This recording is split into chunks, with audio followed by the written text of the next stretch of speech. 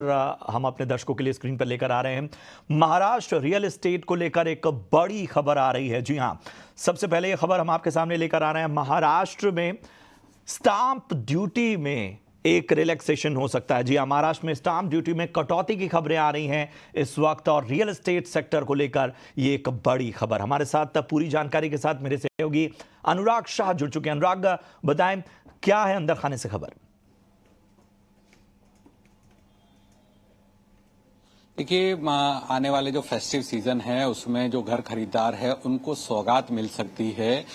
मुंबई और मुंबई के अलावा जो महाराष्ट्र के शहर है, तालुका है, क्योंकि महाराष्ट्र सरकार जो है वो स्टैम्प ड्यूटी के अंदर कटौती करने का प्लान कर रही है। और जिस तरह से हमने आज एक्सक्लूसिव बातचीत करी है महाराष्ट्र के हाउसिंग मिनिस्टर अतुल सावे जी से, और उनके द्वारा साफ साफ कहा गया है कि सरकार का प्रयास है कि आने वाला जो फेस्टिव सीजन है उसमें लोगों को राहत दी जाए। तो ये माना जा रहा है कि जो महाराष्ट्र के अंदर आने वाले दिनों में चुनाव भी है और अगले कुछ हफ्तों में जो मॉडल कोड ऑफ कंडक्ट लागू हो जाएगा, आदर्श आचार संहिता लागू हो जाएगी, तो उससे पहले एक राहत दी जा सकती है महाराष्ट्र के अंदर जो घर खरीदार लोगों को है। क्योंकि सरकार का मानना है कि जिस तरह से कोविड के दौरान वित्त वर्ष 2021 के अंदर जो स्टैम्प ड्यूटी के अंदर कटौती की गई थी 2% और 3% की, उसका काफी शानदार प्रतिशत मिला था और सरकार को रेवेन्यू में भी काफी बढ़ोतरी हुई थी। तो उसी तर्ज पे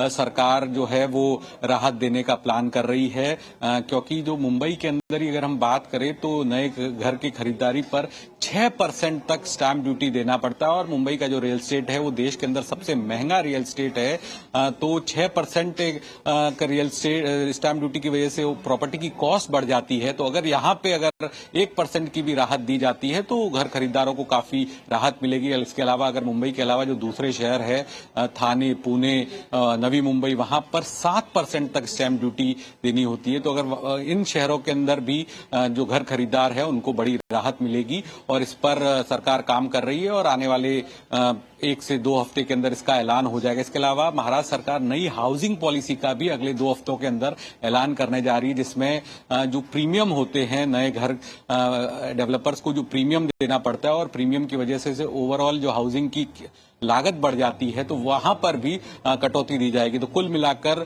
घर खरीदारों के लिए भी अच्छी खबर है और जो डेवलपर्स हैं उनके लिए भी अच्छी खबर है कि हाउसिंग पॉलिसी भी जो है अगले 2 हफ्ते में लॉन्च हो जाएगी। ठीक है, तो ये है अहम खबर, और घर खरीदारों के साथ ही रियल एस्टेट सेक्टर के लिए एक अहम खबर, और इसका लगातार मसौदा इस पर काम चल रहा है, बनने का काम जारी है। और सबसे पहले ईटी नाउ स्वदेश पर यह अहम खबर हमने आपको दिखाई। शुक्रिया करेंगे अनुराग इस अहम जानकारी के लिए, और ओवरऑल हम रियल एस्टेट सेक्टर को भी फोकस में लाएंगे। लेकिन नज़रिया दीजिए, आपसे थोड़ी देर पहले हमने एक चर्चा की थी और उसमें एक अहम खबर, एक्सक्लूसिव खबर अपने दर्शकों के सामने रखी कि किस तरह से महाराष्ट्र में स्टाम्प ड्यूटी में रियायत की तैयारी हो रही है, और ये उसमें और भी एक एक्सटेंशन जो है हाउसिंग प्रीमियम को लेकर, उसमें वो कहीं ना कहीं जो बिल्डर्स हैं, जो रियल एस्टेट के दिग्गज हैं, उनको भी लाभ मिलने वाला है, और बायर्स के लिए तो एक अहम खबर है ही। बताएं इस नज़रिए से, और ओवरऑल रियल्टी स्टॉक्स को अगर देखें तो यहाँ क्या पसंद आ रहा है आपको?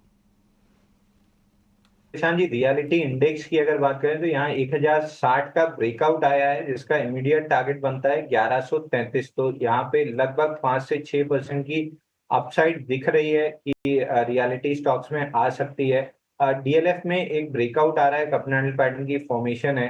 873, 874 ये एक रेजिस्टेंस जोन है। 874 निकलता है तो डीएलएफ वापस से लीडरशिप पोजीशन में आ जाएगा। ऊपर में जो टारगेट बनेगा वो पहला बनेगा स्विंग हाई का, जो 901 रुपए पे है, और ये निकलता है तो 914 रुपए तक जा सकता है। इसके अलावा दूसरा स्टॉक जो हमको इस पूरे सेक्टर में पसंद है वो है इंडियन होटल्स। यहाँ पे भी बहुत बेहतरीन ब्रेकआउट आया है, ऊपर में 720, 722 तक के लेवल मिल सकते हैं। 690 पे ईटी नाउ स्वदेश पे हमने इस पे लॉन्ग कॉल इनिशिएट कराया था, तो 720 का टारगेट अभी बचा हुआ है, तो प्रोबेबली 2 से 3 सेशन में आता हुआ दिखना चाहिए। ठीक है, तो ये है नज़रिया रियल्टी स्टॉक्स पे। इसके अलावा आपको एक बेहतर विस्तृत जो है व्यू अंशुल जी की तरफ से मिलता हुआ। बहरहाल यहाँ रुकेंगे एक छोटे से ब्रेक के लिए, फौरन हाजिर होते हैं।